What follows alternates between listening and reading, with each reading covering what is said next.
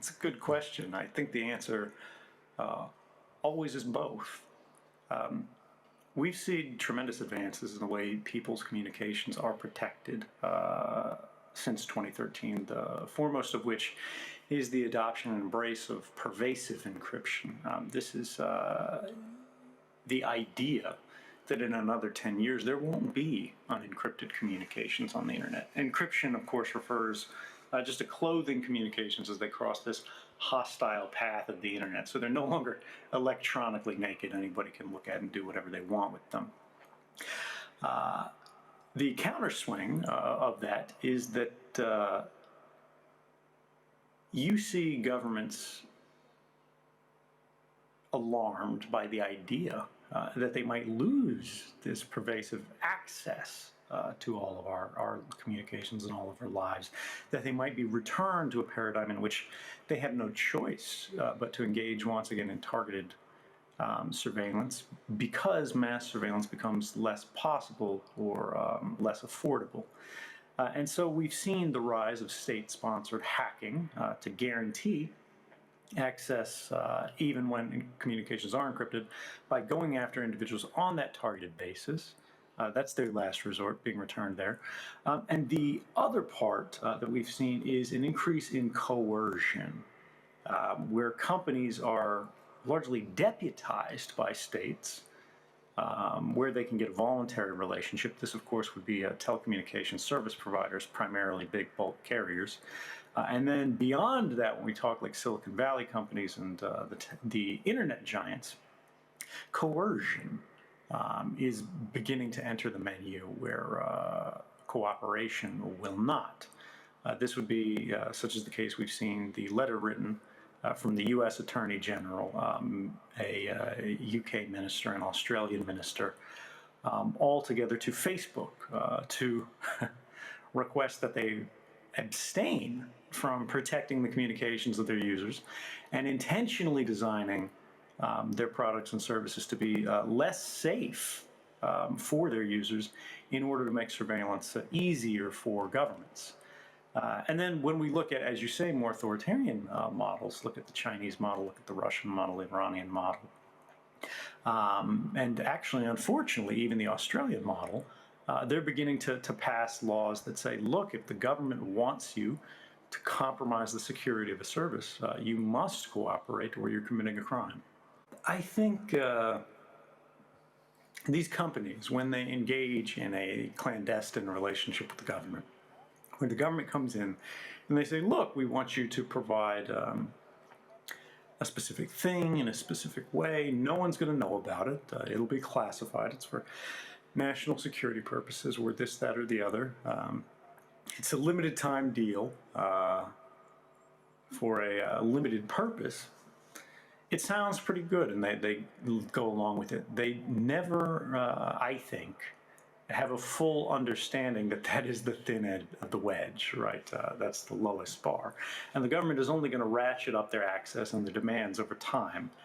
As soon as they begin cooperating in part, they will ultimately end up cooperating in full, because the mere creation of the relationship, the creation of this system of providing information, was the original kind of sin. And once the government realizes there is a mechanism for access, once they can go to the courts and establish that this kind of horse trading, these kind of compromises have been granted in the past, that will be used as a basis to require and compel future cooperation that is far in excess, I think, of what, first off, they initially agreed to, and secondly, and ultimately, what they ultimately believed they could be asked for ever in the future. So yes, I do think it's fair to say there is always a failure of imagination in terms of what these relationships entail. Companies around the world need to understand generally, they need to consider this question of who do they ultimately work for? Why does their institution exist? Does it exist for the benefit of their customers and the public, or does it exist for the benefit of government? You have to have a real understanding of who your ultimate customer truly is. Oh, I think it definitely helps. Also, you might have liked Facebook, but I People think liked Facebook. I'm sure people here liked Facebook. I'm sure you could find a few who say they still do. But yeah, yeah. When you look at these kind of companies, and you get back to this question we were just considering, who is their customer? Their users are not their customer. And that was what gave rise to a lot of the abuses we saw prior to 2013, and I think is the ultimate lever by which abuses are being continually visited upon the public today. When you use Facebook, you are not their customer, you are their product. And it is unfortunately, in a lot of ways, true of Amazon's internet services as well. Amazon runs half the internet, and people aren't really aware of it. They're not familiar with it. They think of it as a place where you buy shoes, and it is that in one regard, but that's a very small fragment of their business, largely, and that digital portion of it gives them a greater and greater visibility over everybody's activities on the internet with each passing day. Now, we don't have a lot of evidence today to show precisely how this is being abused, but we know they have the capability, should they choose to use it, to do so. And we know they have incredibly intimate relationships with the United States government, particularly the intelligence community, because they built the CIA's data center, which they continue to operate today. So when we look at these things in the backlash in tech, I think this is actually one of the only means by which we've been able to effectively understand and police their activities today. We recognize now in every language and every jurisdiction that these companies have abused their platform, their position in global society today. The question before us really is what we are going to do about it in order to make sure that while yes, these services are useful in some ways to society, the ways in which they exploit their position must be moderated.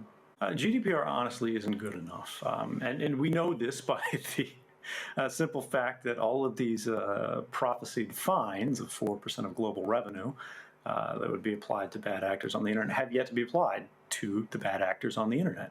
Until we see Google and Facebook and Amazon eating 4% of global revenue fines every single year, until they reform their activities, GDPR might as well not exist. But it is a start, and it is well-intentioned, and I think those kind of mechanisms are valuable until we start seeing them being used, and until we start increasing the ratchet to find more effective means of sort of regulating these behaviors, we're not going to get where we need to be. In terms of good versus bad internet, it's the internet of my youth, which I write about quite some length in my memoir, Permanent Record,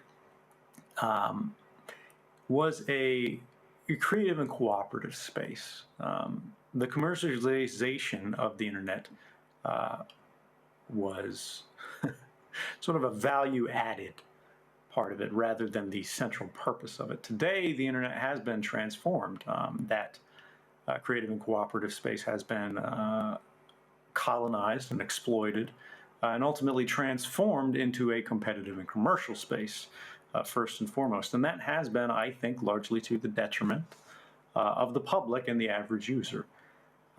It is also, I think, in a large way responsible for the increasing